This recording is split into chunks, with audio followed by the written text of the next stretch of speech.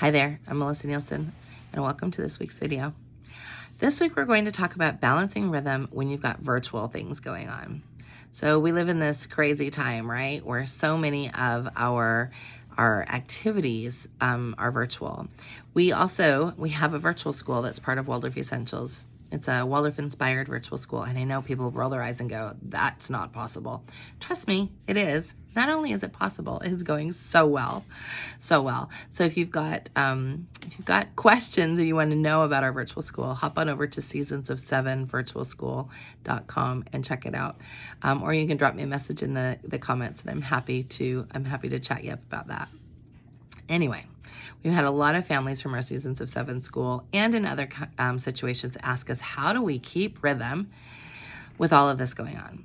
So I'm just going to give you the same story I always do. And please don't throw rocks at your screen.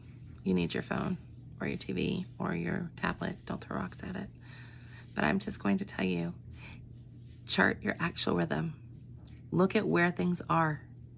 If you know where your pieces are, then you know where you can fit other things in. Charting your actual rhythm is so, so important, because when we chart the actual, not what we think it is, but the actual. So what I would do is I would download an actual rhythm chart. You can grab one out of the resources section on our website. It's truly not rocket science. It's just a gridded chart with all of the hours of the day for 5 days a week, or actually all 7 days of the week. So what I would do is I would grab that, I would put in the things that you know are not going anywhere. So if your child has 4 Zooms a week or 3 Zooms a week or whatever, put it on there. Put it on there. Then what I would do is go through every day, chart it every day, start with Monday. Everything that happens on Monday. If you slipped away and hid in the bathroom and hopped on Facebook, if you got, the laundry took you longer than you thought, if your meal that you thought was going to take you 30 minutes actually took you 50 minutes, all of those things. If a child was sick and you weren't expecting that, write it down on that actual rhythm chart so you know what you're actually doing. Because until you know that, until you understand that very important piece, then you're going to be challenged.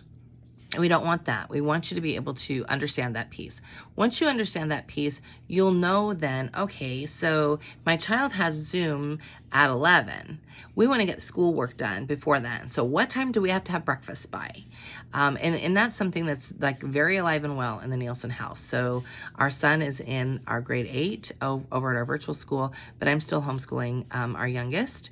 She's in 3rd grade, so I'm still doing her work, but she is taking movement, she's taking rhythmy from our school, and she's taking music from our school.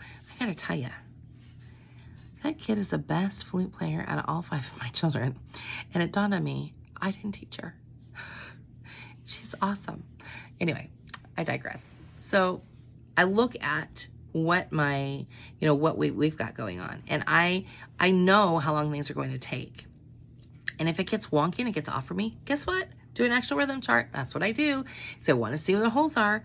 So once you do that, you know where the holes are. For us, specifically, I know that Sam's got a Zoom Tuesday at 10, Wednesday and Thursday at 11, and Friday at 10. So we know what has to happen in there. We know that if he knows too, if he doesn't want to be doing school at 3 in the afternoon, he better get his fanny up. And he's 14 and a half years old. He gets his fanny up and he gets his school going at 7 in the morning so that he's not there until 3.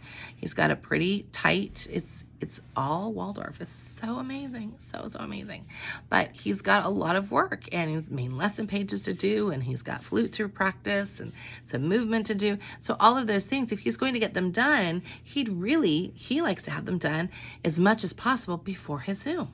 So if he wants to do that, like as a family, we have to figure out, well, how do we make that happen? How do we make sure that, Dad and I are downstairs ready to make breakfast by 8:30? So for us, I tend to get up between 5 and 6, closer to 5 generally, and I meditate for an hour, and then we work out for an hour, shower and get dressed, and before you know it, it's 8:30, right? So I have to be like pretty impeccable with my time, and I got to know what we're eating for breakfast. So menu is super important. So I know what I'm eating for breakfast. going to be down there by 8:30. I'm going to have that done. Then we have family devotional time together. That's just us. That's what we chose to do. So we like to have all of those things done. And that means that if he wants to get his schoolwork done and he's working around that 45 minutes-ish when we're doing breakfast and devotional, he knows where his time management has to be. And that's part of growing up, right? That's part of like sort of teaching them that next space. My daughter, she knows that she gets up. She's an early riser. My goodness, bless her soul. She knows she gets up. She practices her karate and she reads, or she can do her movement lesson for the day. And then she's also ready so that when we sit down to do our breakfast and our morning devotional, when we're done, she and I can go do main lesson. And then she's not doing school all day. So look at what you've got going. Look at it and ask yourself, okay, where are the holes? But you're not going to find the holes until you go through and do the actual chart. Once you have it, you have data. And that's what you need. You need data. You need data as to where the holes are. Sometimes the holes are us. Sometimes they're the kids. Sometimes it's both. Sometimes it's a dog. I don't have a dog, but we have hedgehogs. So sometimes it's that. Like taking care of our hedgehogs, the kids probably spend 30 minutes a day getting them out and getting them ready and cleaning their litter box and refeeding them and, cleaning up after them, all those things. We have to put those into the rhythm. Otherwise, it's going to be wonky, it's going to be off, or it's not going to feel right.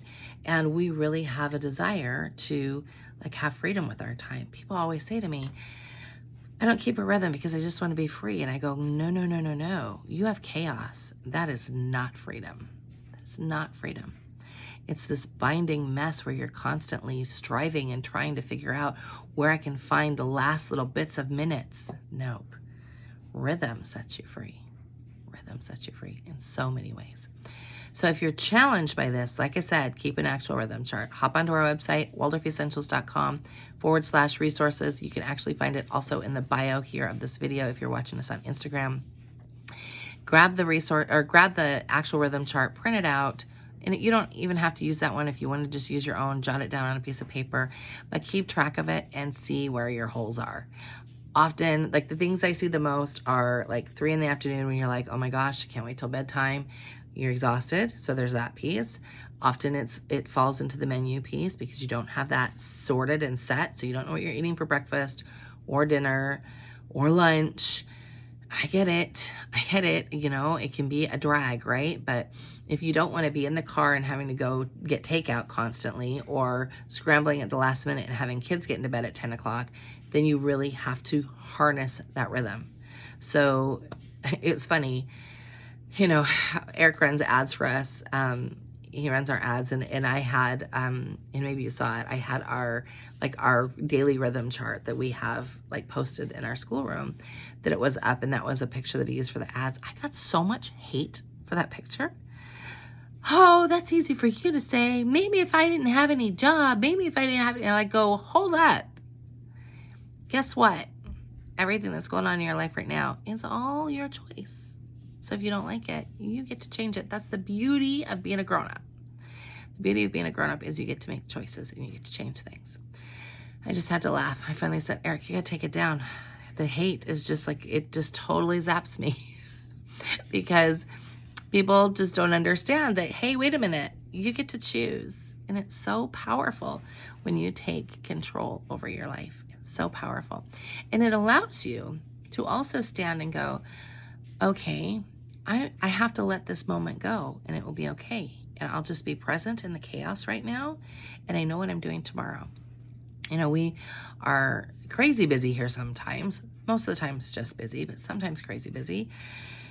About 3 weeks ago, we had some things with the school come up. We're in getting teachers to sign contracts for the new year, and we had some things we had to wrangle and some teachers that left, and that was stressful on our part. It was stressful on the parts of our parents too, and some teachers as well.